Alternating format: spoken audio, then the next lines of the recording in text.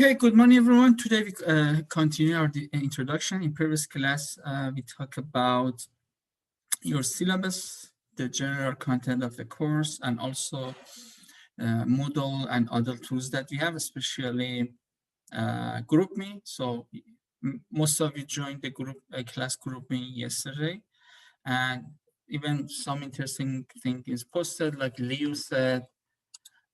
This quote is actually a Chinese proverb from Confucius, I guess, or a student of Confucius. And also some of your friends posted some links for getting the textbook for really a cheap price. So that was really good. Okay. A part of your class is about the project. As you see, a significant portion of your credit comes from the project that you do. And you learn how to present your project in this course, but also you can be innovative. Let's look at this video. There's some students who present their research. Okay, so.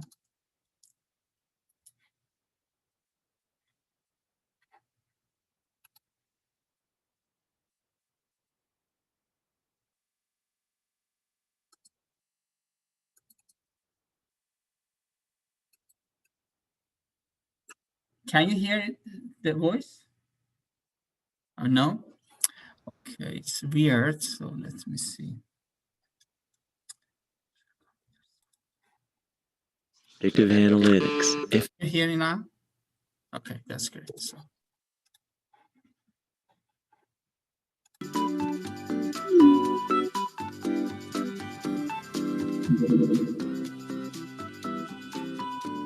Here's a little song about predictive analytics. If you want to learn, you gotta listen to the lyrics. Listen to it twice, maybe you can memorize it. It goes a little something like this. I can predict your every move. Just give me all your information.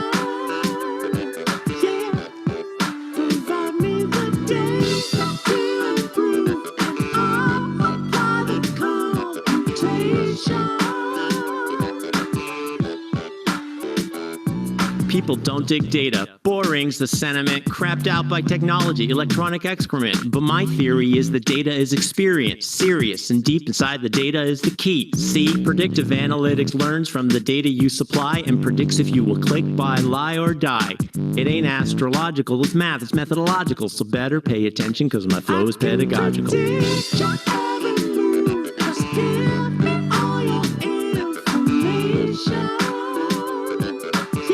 Who's your data? Provide me the data to improve, and I'll apply the computation. I love it when you call me Big Data.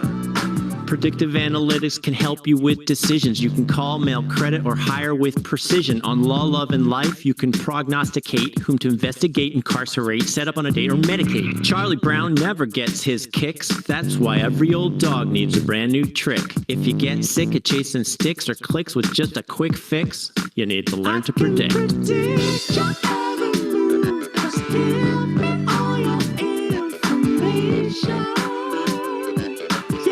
Who's your data? Provide me the data to improve, and I'll apply the computation. I love it when you call me Big Data. Anticipating my mood, boy, that's totally rude. 'Cause you would predict anything that moves. But now I see what you mean. I could have never foreseen.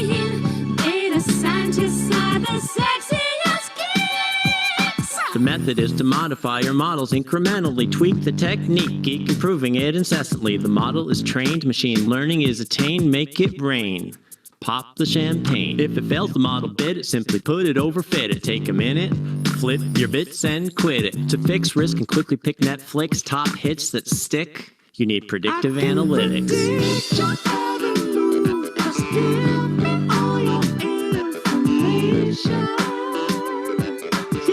Who's your data? Provide me the data to improve, and I'll apply the computation. I love it when you call me big data. can predict your every move. Just give me all your information. Yeah. Who's your data? Provide me the data to improve, and I'll apply the computation. So I love it when you call me big data. as you saw, most of this video was about predictive analytics and different ways that they do predictive analytics. Actually, a major part of your course is about predictive analytics, like the guy talk about how to do use it in healthcare, or like even in Netflix. So yeah, at the end of semester, you make a dance and present it as your project presentation. You probably get the full credit. So let's look at the next project. This one, let's see.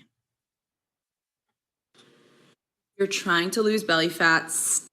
It's just ads, so let me just mute it.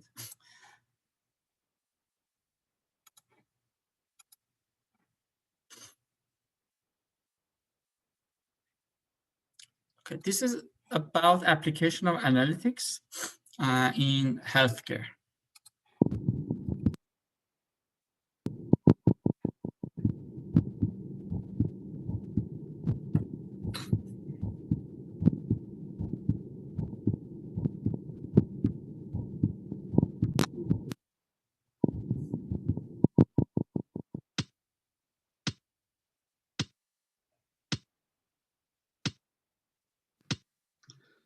The three leaflets of the aortic heart valve open and close to ensure blood flows in one direction through the heart.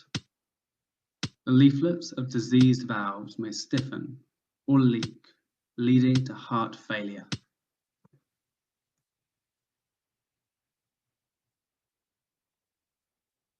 I know my way, know my star. Marina Masaya, No one fears who we are. Marina ven acá, Always near, always far. el cielo alcanzar, I know my way, know my star. que vida no queda.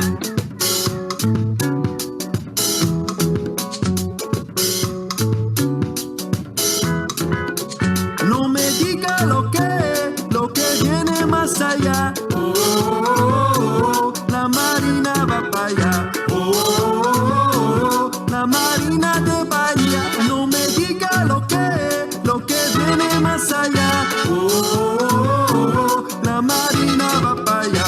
Oh, oh, oh, la marina de Bahía.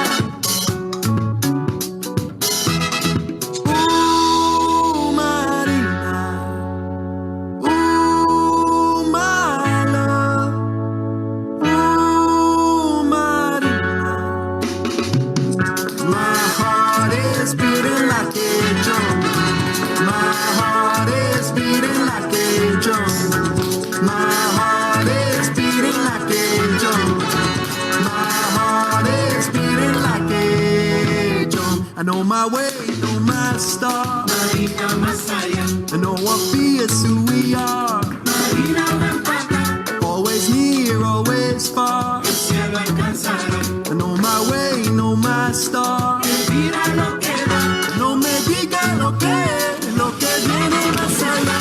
Oh, oh, oh, la marina va para allá. Oh, oh, oh, la marina de Bahía.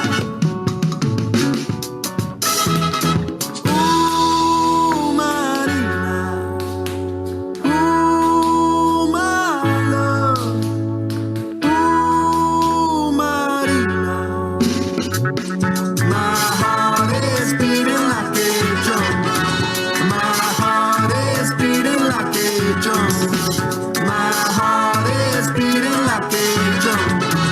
My heart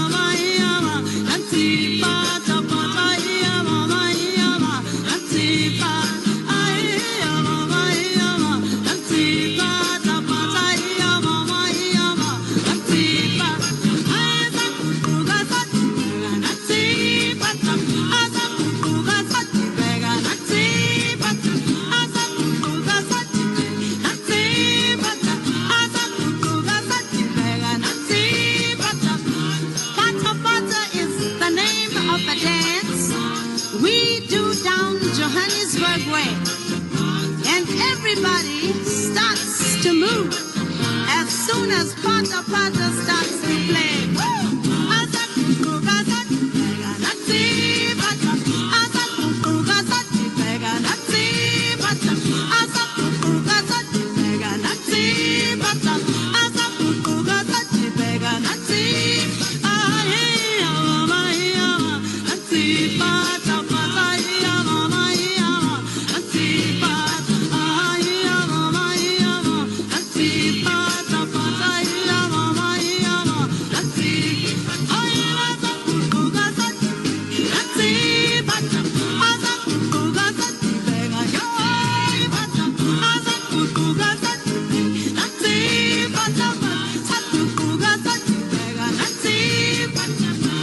Every Friday and Saturday night, it's Pata Pata time.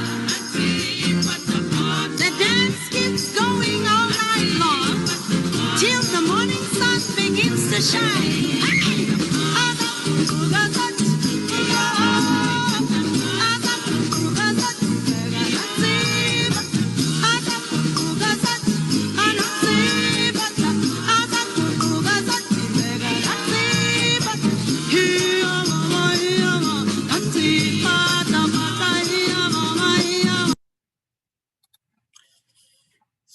So let me go back. So as you already saw, talking about analytics or talking about your PhD thesis about heart valves might be very boring and nobody even pay attention to you. But in the last two videos, you saw that people use art and creativity to present their findings in a very interesting way. So it's actually one aspect of this course. So you learn some techniques, some tools, how to describe your data, how to do prediction, how prescribe a specific way to handle your business issue. But at the end, you should be creative. You should use your art and maybe sense of humor to get the best result. Especially, I guess, this semester we would have a competition. So you guys present your result, and if you could, there is two aspects on your project. One aspect is your results. Second, how you present. So you get information later on, but just keep in mind the good presentation is really important, especially even in the job market. Some of you might be in the job market soon. So the way that you present yourself is very important because people don't want to hire robots. They want to hire a good colleague, and a good colleague is the one who knows the skills and also can be very collaborative and transfer the knowledge. So we talked about deadlines before, but the first delivery is about 1 month. You should talk about the problem statement, including scope of project, motivation, importance of studying the particular problem, and the data source. So if you already have a job or you had a job before coming to graduate studies, I recommend to go back to your specific industry, see what data is available and important for your institution, so you can use the skills and make some fruit for your company. Or I think a couple of you were in the healthcare, so also you can use analytics skills to maybe predictive analytics. Could be like how to improve the quality of patients' life or other thing that might be interesting. Otherwise, you can just easily Google it. There is some famous websites, and one of them is the UCI. Let me just show it to you over here. So UCI database.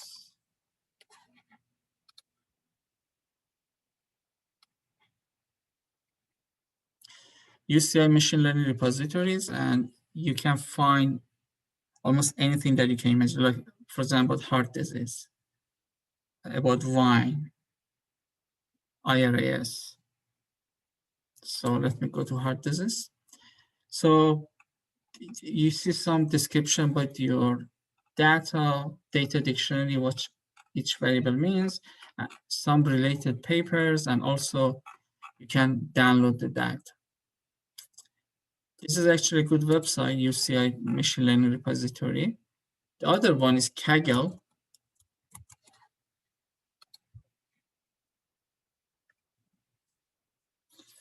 So in Kaggle, you can find several projects, even Python notebooks and data sets and people's discussion about the data.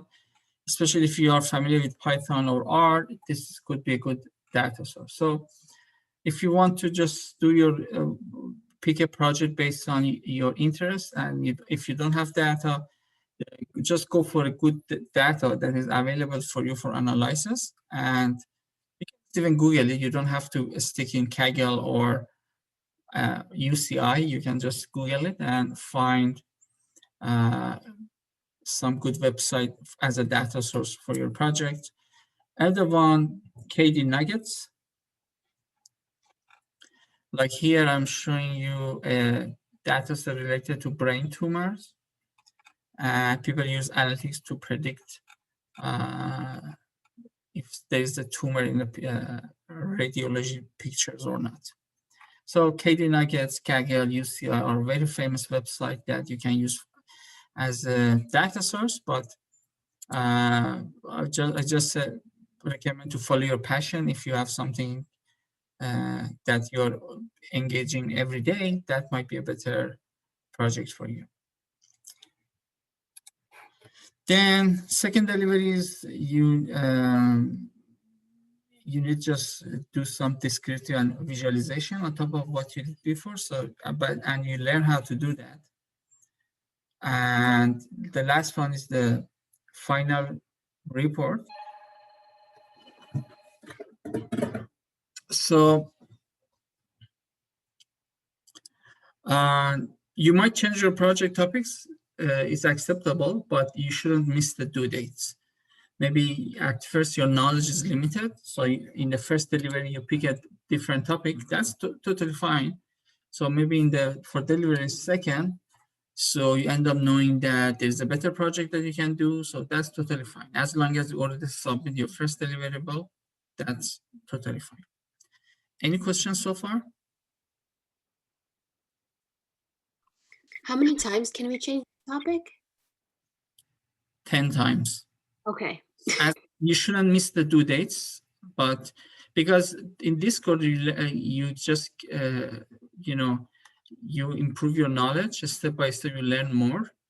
Also, you can get my feedback on your project because I know what you go at the end of this semester. So I can give you some comments. So probably you don't need to change that much, but as long as you don't miss the due dates, that's totally fine. Okay, thank you. You're welcome. Well, I have a question. Sure. Is there any requirement for the variables, the amount of variables or the data's amount?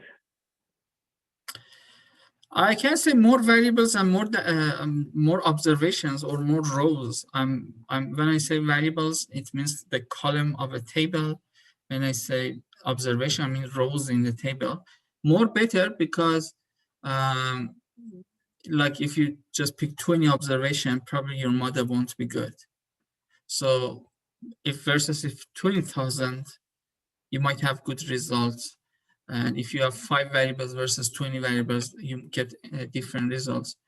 But don't select like 200,000 because probably you want to run on your PC and your resources might be limited. So maybe just a few thousands and like 10, 20 variables is good. Okay, thanks. You're welcome. I think we talked about this. We talked about the objective before, the proportion of. Okay, so From next week, we start learning softwares. I teach you step by steps. I teach you most of the basics, but again, as a graduate student, maybe for your specific project, you need to further analysis. And this semester is not for teaching Tableau, or it's not for teaching NIME or other softwares completely. Based on your need, maybe you need to do your own research and do some visualizations that is needed for your specific project. Having said that, you learn basics with me, you follow the videos and you attend the Zoom meetings. You can do a normal project, but you might have a very particular project that needs some skills. You can just easily Google it, and there's some resources that you can easily learn how to do it. I sent you an email that has instruction for installing the software, and there's a key code. Please don't share the key code out of the class, because otherwise if some other people use the key code, and since the number of license is limited, some of your friends cannot install Tableau. So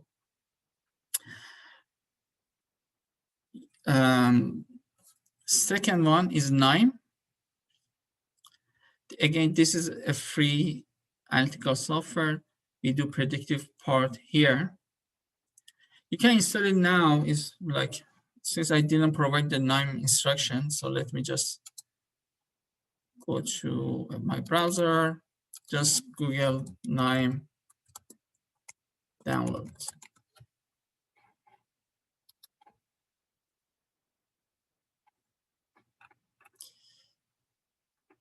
You provide your information.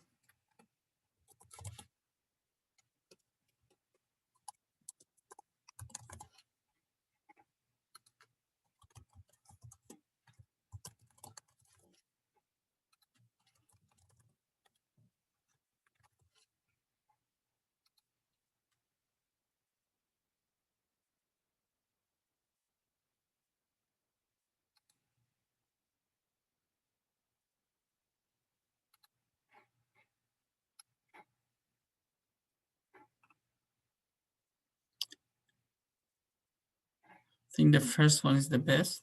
If you have Linux or Mac, you select the others.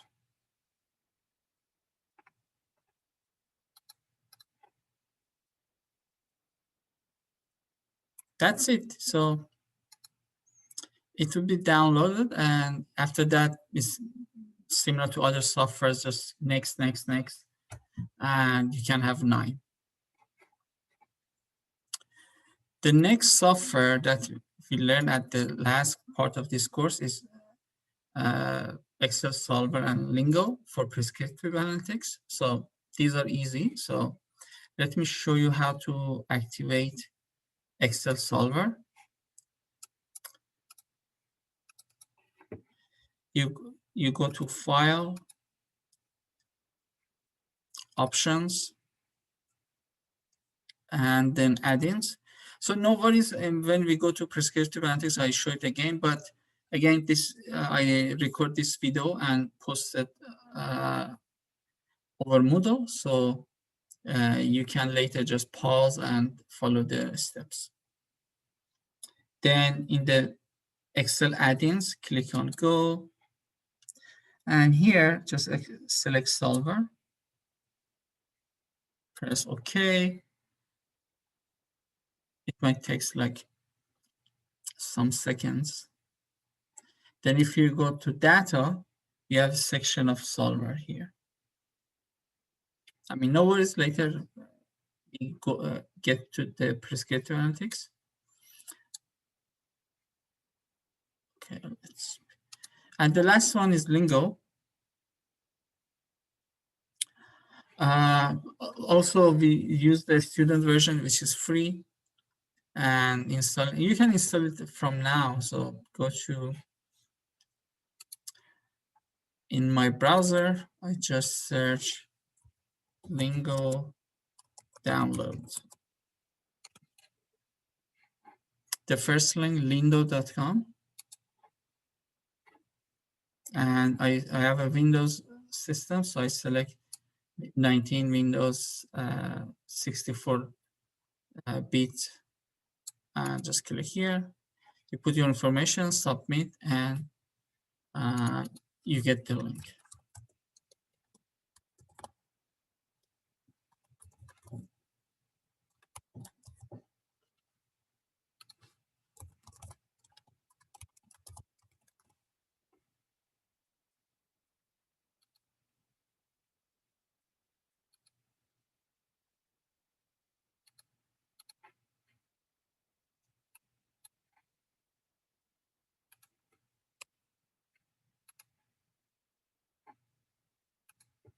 And this is the link. You download, then extract the file, next, and you have the software.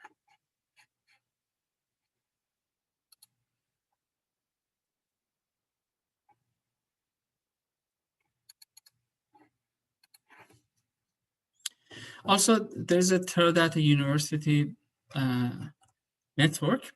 I mean, this today when I try it, it didn't work. And this is like a company, so we don't have any control over them. So I communicate with them to see if they can provide the resource this year too. But last 2 years, you can easily get to Teradata University network.com and get many good resources. But probably if you try today, you don't get any results. So you can maybe try later. They provide very good optional readings like this case, which is out of reach for today. But let's talk about analytics as a general term. So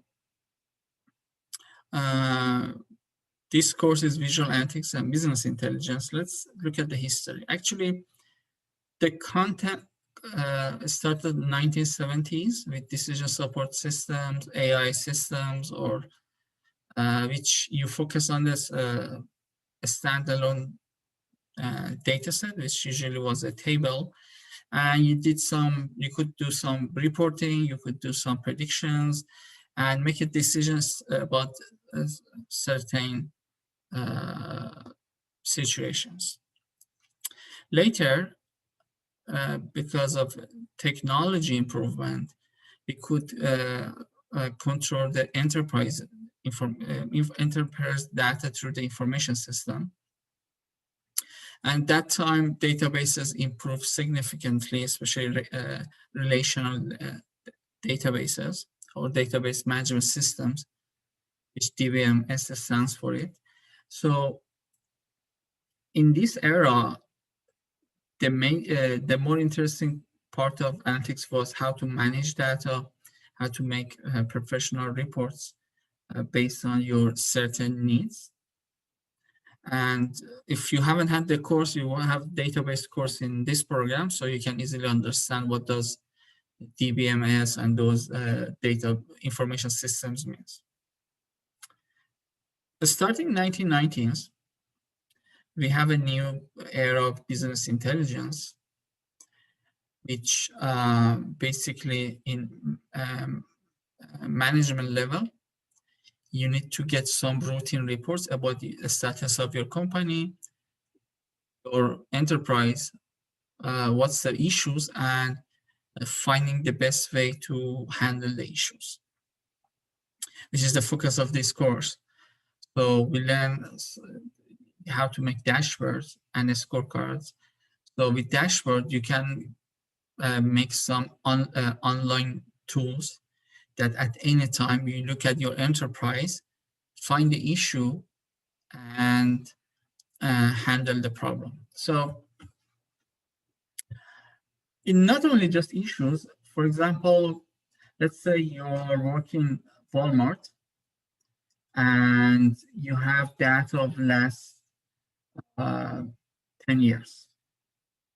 You make a dashboard and or make a like analytical map, and you can understand, for example, near the summer, you should provide some certain products in your branches or supermarkets because there is more consumption of those materials. Or if you work at Amazon, you if there is some part of the country, there is some delays. So Jeff Bezos can, or him or his management level cannot call all of their offices around the country. They have basically dashboard system that reports the issues. For example, they see there is some delays in Boston area. Over that tools, they can understand what is the actual problem. Maybe the people who are delivering the materials are slow. Maybe their trucks has problems, or maybe they don't work that much well, or there is too much of workload.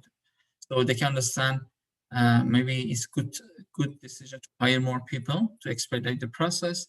Maybe they can buy electric trucks and basically make more profit and basically keep their customers.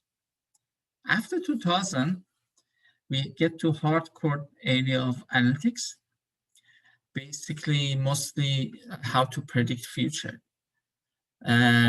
like or even the current status. For example, CDC can read people's tweets and understand which part of country there's a flu outbreaks. Maybe some people's in tweets, they say, I have nausea, I am coughing, I'm feeling cold. So when they tweet, CDC can read their tweets and understand which part of country there is an outbreak of flu. So millions of people tweeting every day, and this is a valuable information. And recently, we are in the big data era. So we have billions of data is creating, maybe tweets is a part of it, Facebook, Instagrams, other social networks. They provide so many data that you need new material tools to analyze and make decisions. So you cannot just use a PC, or even one supercomputer maybe is not enough. So you need to learn some skills, how to use multiple resources, process incoming stream of the data. As the analytics students, you learn all of these steps, especially I teach big data, business intelligence, and sometimes Python in decision support system. So hopefully people who are focused on analytics would get a good grasp in all of these steps. And at the end of the program, all of the things that I mentioned in 2 minutes now makes a lot more sense.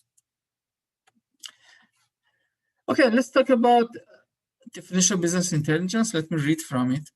An umbrella term that combines architecture, tools, databases, analytics tools, application, and methodologies.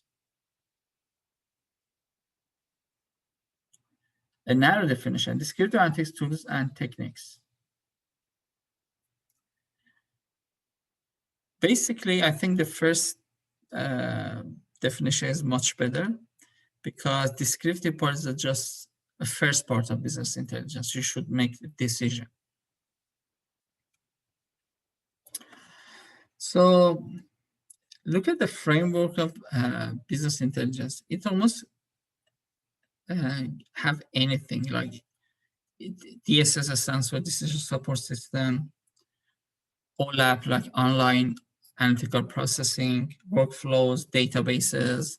So as you see, just every tools report to business intelligence framework, and business intelligence framework can get those data and process them and provide information. So especially in the management level, they can make informative decisions. They don't make gamble. They need data to make informative decisions. More specifically in the company, if you end up working as a business analyzer, you're probably working between technical staff and management level. So you get data from technical staff, or it could be sensors. If you are in the health industry, probably use patients. There's so many sensors around the patient that provides information for you. Or UPS, Amazon, they stick some certain sensors on their parcels so they can track the parcels around the country. So they don't need to hire anyone. When the materials go, or parcels go through some gates, those gates radiate and based on the feedback, they can understand where is the parcel. I can give a story. I used to work in the railroad industry. And so we had several, thousands of cargoes, like wagons and also locomotives. Each day we should look at the network, which was really a large network, and find the issues and get the performance and make decisions about some good or bad locomotives, because some of them could work a lot, some of them could be idle. So I got really good at promotion because I use visual analytics to get a daily report easily, and my boss was really satisfied because he could make good decision based on the report of the daily operation of locomotive and wagons that I easily could make at that time. There is some certain consideration.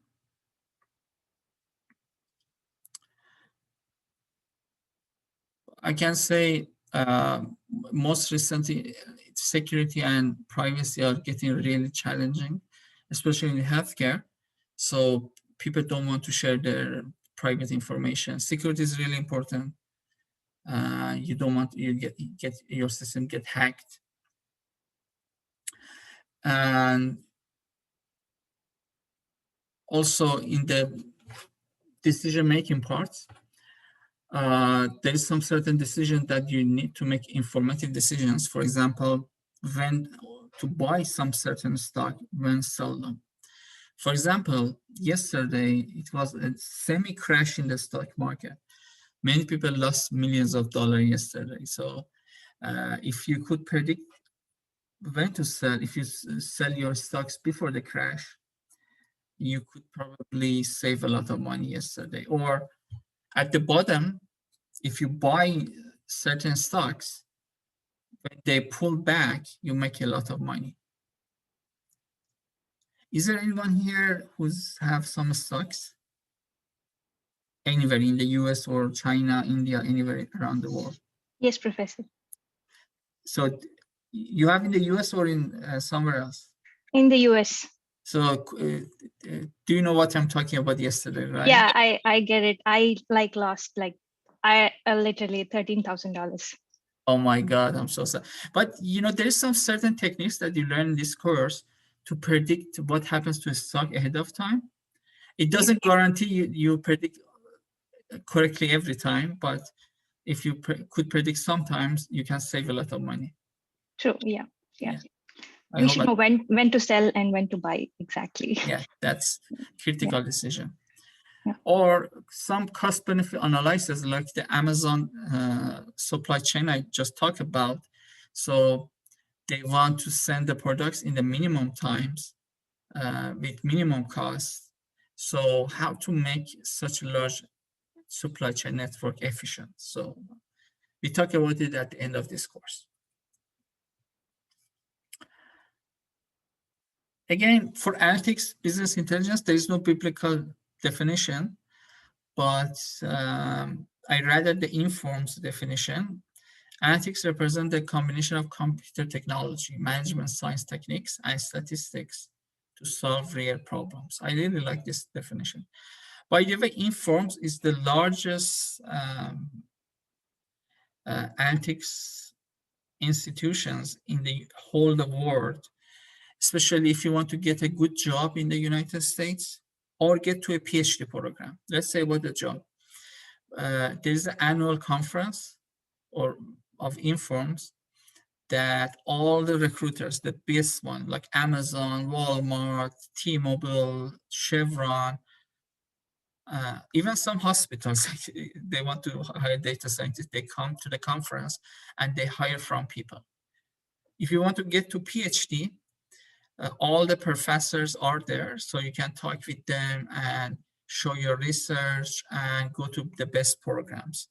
So I strongly recommend to join Informs. We provide information later. We started last year, but COVID didn't help us to run it completely. So we want to give a shot again this semester and next year. So I strongly recommend to join Informs, and it gives you good resources. Basically, you learn a lot about analytics, and at the end, you can be very active in it and basically get to a really good PhD program or a good job at the Informs conference. We provide information later, and the membership is not expensive. It should be $50 or less, but it's really worth it. It's like less than $50 per year, I guess.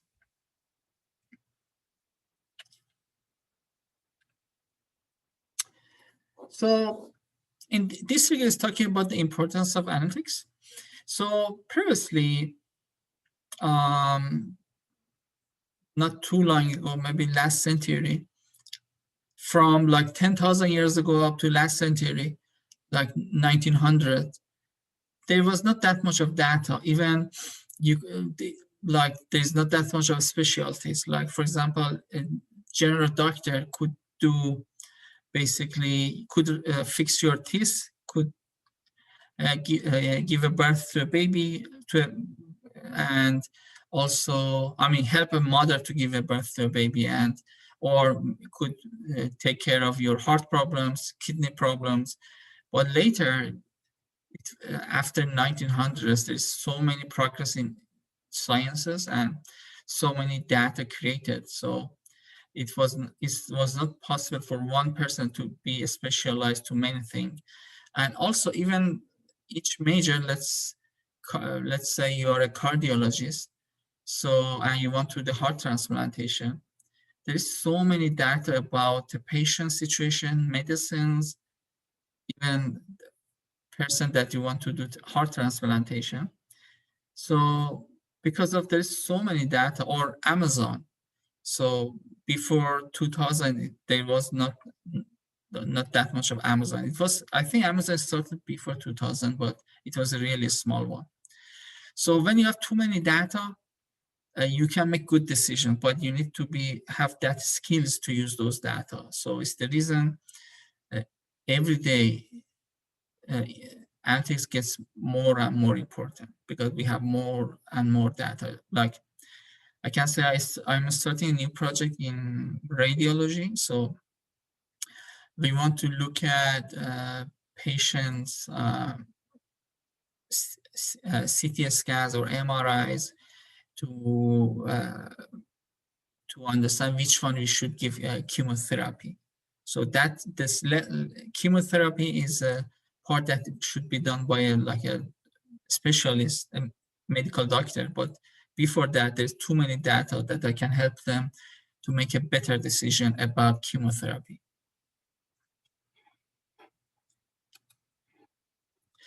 Okay, again, let's look at to the details. So in descriptive, which if you translate descriptive, it gives you good insights.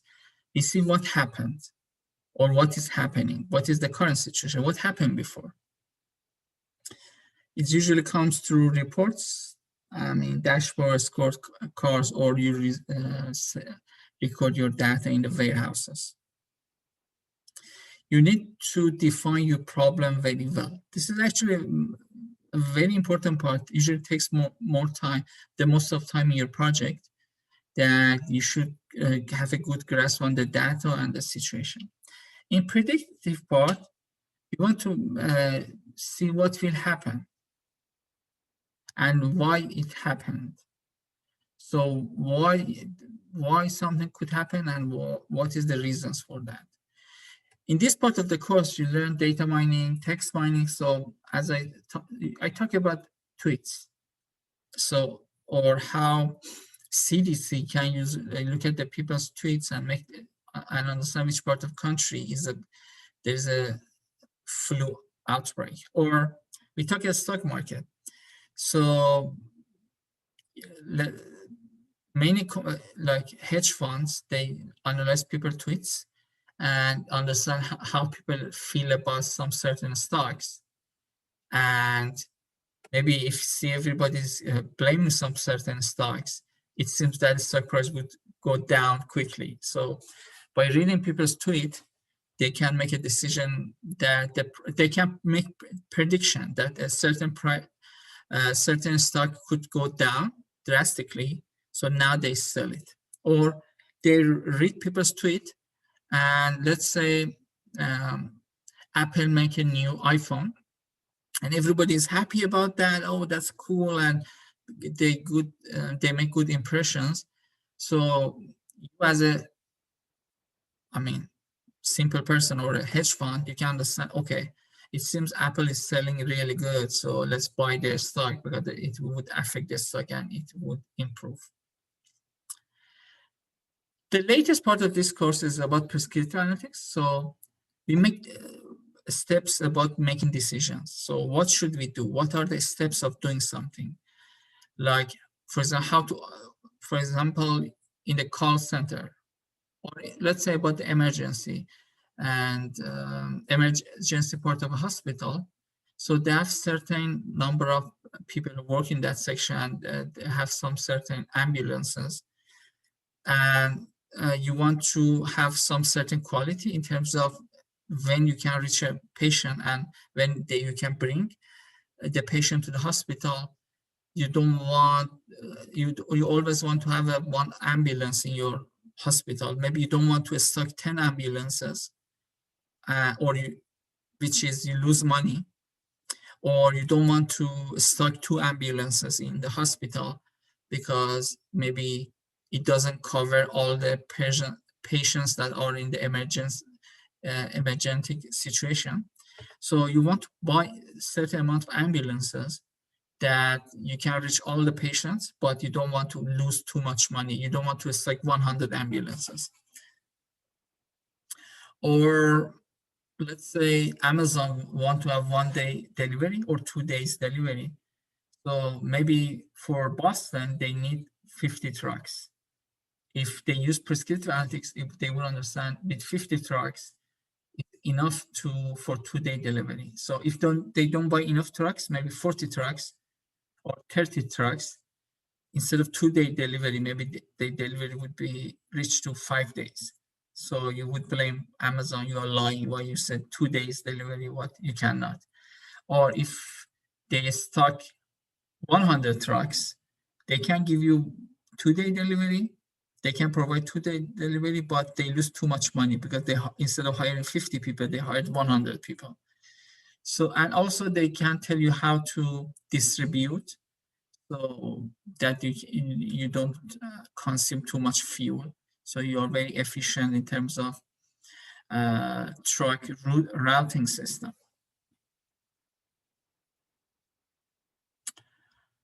I think we talked. Okay, so hopefully by now you got the textbook. So please read these 2 application case. 1.2 is Syllabus, which is about company working in the wood industry. And the second one, application case 1.3, is about Siemens that reduce costs with using data visualizations. And if you look at the grouping, some of your friends posted a textbook. This textbook is like $10, $15 or about $15. So it's very affordable. Oh. Let's see. Any questions so far?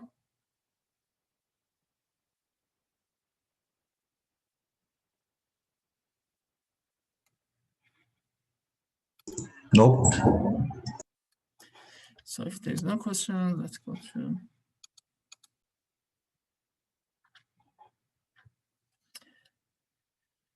Okay, let's talk about predictive analytics. So I said we want to see what will happen why something could happen. Data mining, forecasting. We talk about like a stock market. I think we already talk about that. Prescriptive analytics, like again, we talk about Amazon case. Okay, there's a question. A call center provides 24/7 service. The problem about scheduling employees, they don't want to hire too many people. They want to hire enough people that cover all the calls, all the incoming calls. So let's say if they need 10 people, if they hire 2 people, maybe some you would be on the phone for 1 hour because there's not enough people to answer the calls. So in this situation, which kind of problem do we have? Is it, or which kind of approach we should follow to resolve this problem? Is it a descriptive problem, predictive problem, or prescriptive problem? It's a prescriptive. Okay. Yes, thank you. Yes, it's a prescriptive problem. You want to find a solution. You want to provide steps to answer the issue. So this is a prescriptive. You can find application. I think some you are in the marketing or MBA program, so you probably can find so many applications related to marketing. For example, how to prescriptive marketing could be like how to allocate your marketing budget in like different channels, like maybe YouTube, maybe radio advertisement, maybe Super Bowl, or other ways, or you name it. It depends. Or in the healthcare, we provide some examples. Just keep in mind, the most challenging part is understanding the problem. And basically, we generally talk about data preparation. So it usually takes 80% of your time. But we don't use that much of tools and techniques. So this part is where, I mean, we can usually say dirty part, because you usually don't use that much of techniques. You maybe use just Excel or look at the data, see which one makes more sense, finding the true definition of the data. These are actually very important in this predictive and prescriptive parts, and takes a lot of time, but usually there's not that much of skills needed.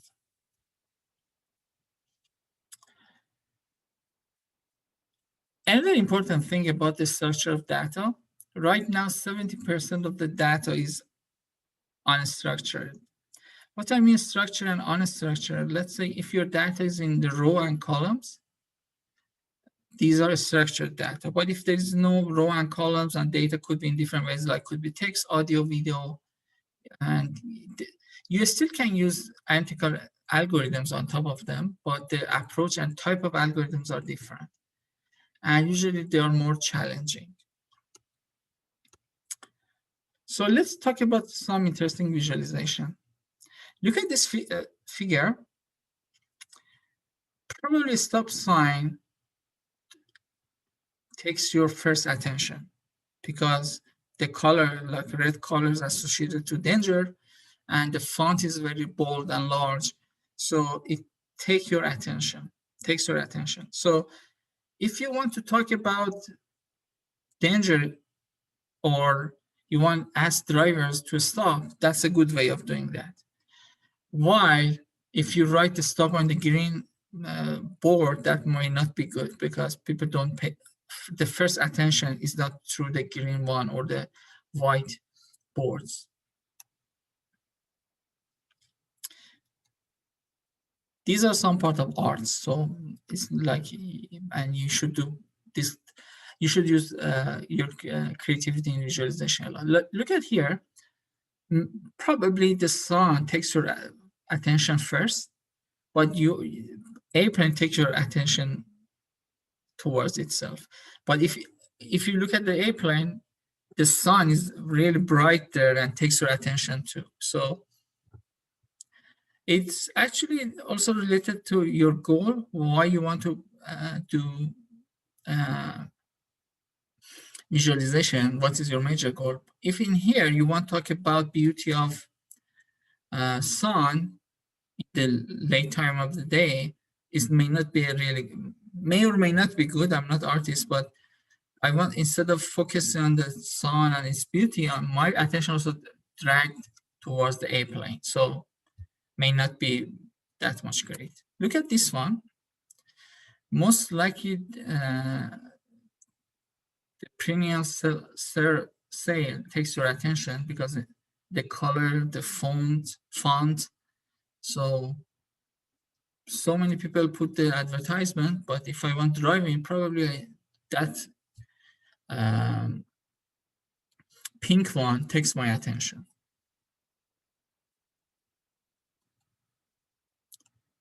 In this visualization, almost all the balloons are same for me, maybe unless I'm a fan of some certain colors.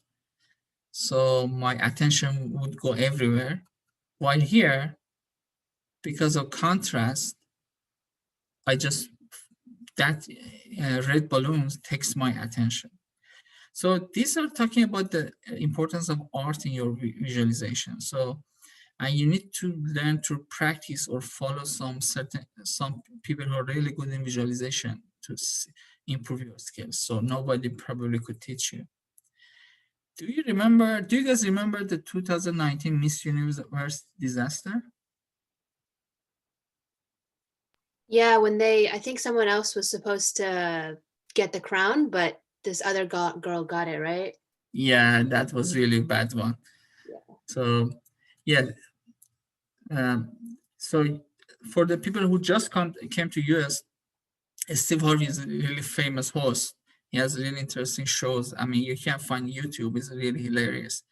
So he was hosting the 2019 Miss Universe, and he got a card, look at his right hand, and he said, Miss Colombia is selected as the Miss Universe, but later on said, no, it was a mistake. She was not. The Miss Philippines was the Miss Universe. So look at here.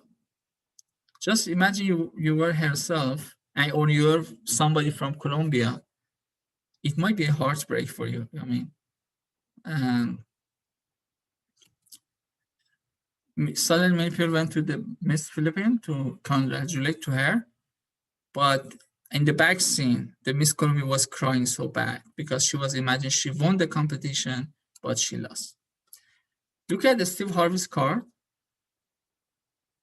So most likely he didn't pay attention to the left side because all the fonts are very small. And look at his hand. Here we magnified the picture, but this is a really small card. Look at his fingers. And the Colombia, USA, Philippines are all small. So you look at the left side, okay, second runner, first runner, and he was under a lot of pressure too. So he was not in the normal situation. So he made a mistake. And it was a really bad mistake. Maybe he could pay more attention and avoid this disaster, but it was 2015, sorry. So how they could improve and avoid such a mistake? We are human, all of us could make mistakes. Look at this design. So if you give this card to someone,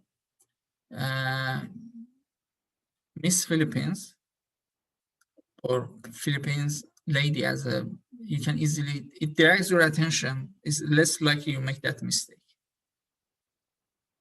Fonts are larger, but the focus of the card is over the Miss Philippines. So you see, a good visualization could avoid such a disaster. Okay,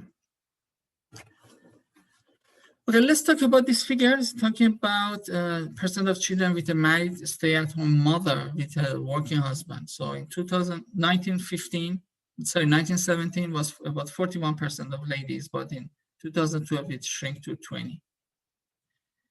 Maybe it's a busy figure with too much of information. Instead of that, you can just write a one sentence. 20% of children had a traditional stay-at-home mom in 2012 compared to 41% in 1917. it could be controversial. Some people maybe are happy with this figure, somebody with this one. So sometimes visualization related to preference. I think both of them could be fine and could easily transfer the information, but some people might prefer this visualization. That's totally fine. Look at this spreadsheet. It's talking about how amount of sales, income, operation expenses, and so on and so forth. There's so many numbers there. You should pay a good amount of time to figure out what year you did how much. Are you if your business is improving or your profit is decreasing? Which part of the company has more issues? Which part you bleed more cash? Instead of such a busy spreadsheet, look at this figure. In this figure, you can easily understand, for example, in office supplies, in the consumer part, you are makes more money. Your company is improving over the year because it's stuff from 9,500 to 17,500. Versus in furniture consumer part, so 1,000, then you lost money 2012, you improved again 2014, you didn't improve that much. So in this visualization, it gives a lot more information. You make good decisions. For example, here, maybe you can, if you're in the marketing department, you maybe make decision about making more ads in the consumer furniture or in the home office furniture. And maybe you don't need to spend too much of advertisement in the technology consumer part because your business is growing, you're in really good shape, but maybe in these two sections you can focus more. Or if you bleed too much, maybe you can just get rid of those sections. Maybe if you are losing money in the home office furniture or consumer furniture, maybe you stop those sections. You don't have to lose money. You can make a lot of decisions, and hopefully at the end you would be decision makers, but usually when you get higher with this age, you would be the person who provides this figure, who provides good information for management level to make informative decisions. Maybe with this spreadsheet, I still can make decisions, but it might take a lot of time, it's prone to mistakes, but with this one, you can make decisions much better. So there should be a reason for hiring you. So if you provide this table to your manager, they would say, why I hired you?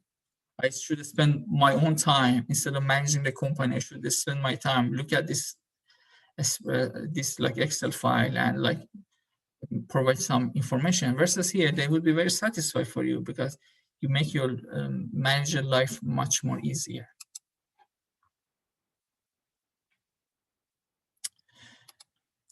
Okay, look at this basically Fox News report or Fox News figure about Bosch. So probably they like Bosch a lot because I think he was more conservative. So they say if Bosch tax cuts expire,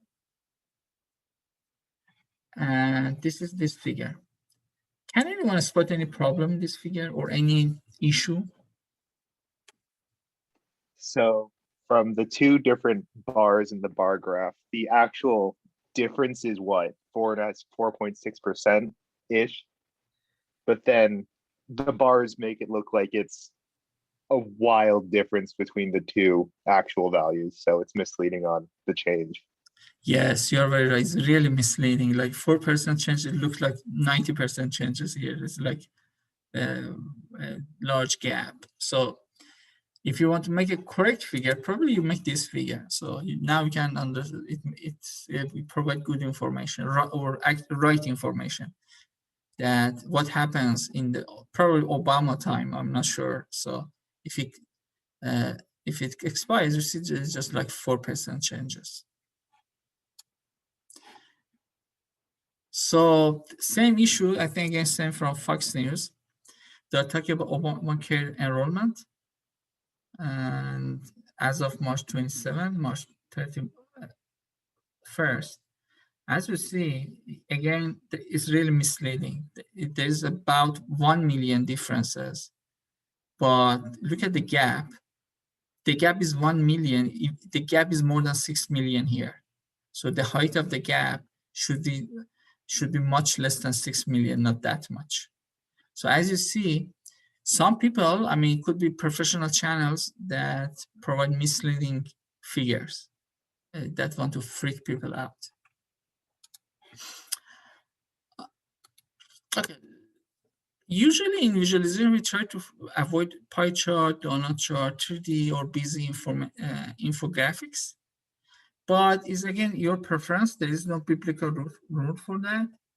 If you make a professional report on a paper, usually we avoid 3D and pie chart. Usually, it's not always, but I see more trend that people avoid 3D on the professional reports. But again, it's your choice.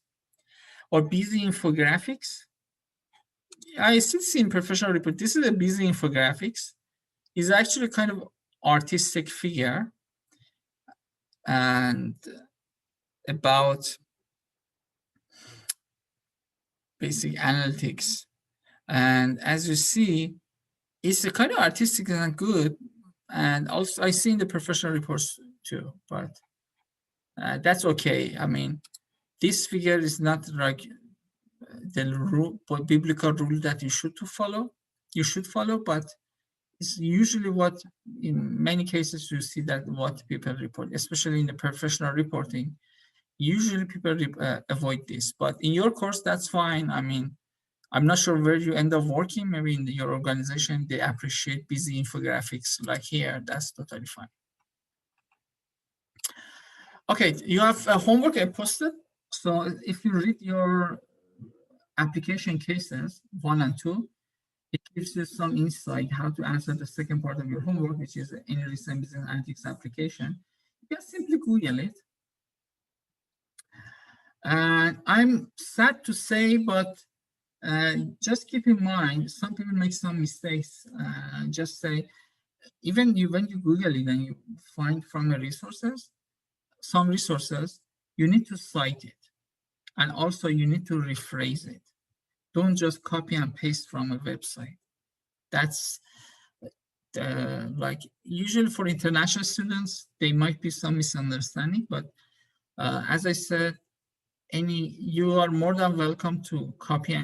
I mean, you get your result from internet for the second part of the homework and for the remaining part of this course, but you need first cite your resource. There's some professional way of citing. You can Google it. And you should rephrase the, rephrase your basically write-up. Rephrase the article. You shouldn't just copy and paste. Also, you need to download Tableau, use the product key, because from next class I teach you basics of Tableau. So you can follow me. So you need to have Tableau. And in the class, when you face issues, you can ask me. Otherwise, if you don't install Tableau, you need to do it later. And if you have questions, I'm not with you. So it's much better to install Tableau now, even today. So we have some reading assignments, read these application cases. I think you still have 10 days, so good amount of time. Try that. I'm not sure if available this semester, but these are some optional reading. So if you couldn't register, that's fine. Even today I had the issue. Okay, that's for today. Any questions? Well, I have a question regarding to the homework part. Since you mentioned that not more than 200 words is both, including both my introduction of myself and the application part, or just application part, not more than 200 words? Yeah, just application part. Okay. And for you, the first part, more better. Oh, okay, I see. Thanks. Okay, let me just. No. word count.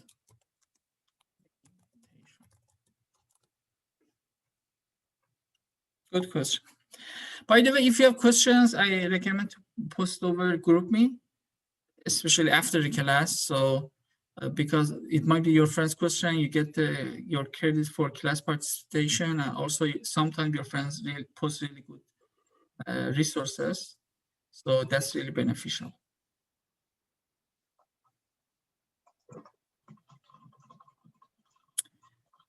Any other questions?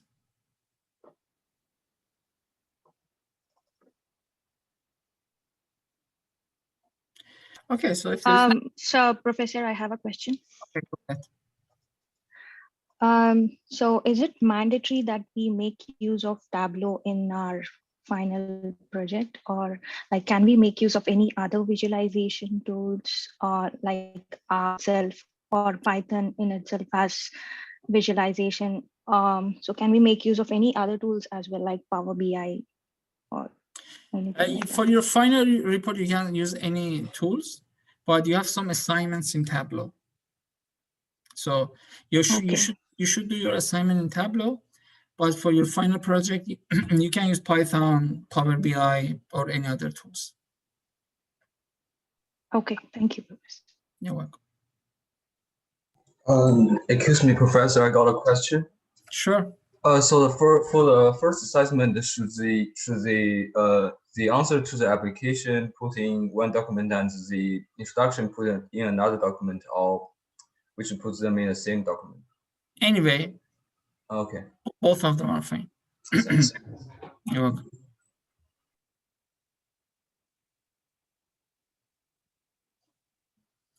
Okay, but no worries, don't keep your questions. If you don't it doesn't come now, I mean, reach me later. I'm office hours or like through GroupMe.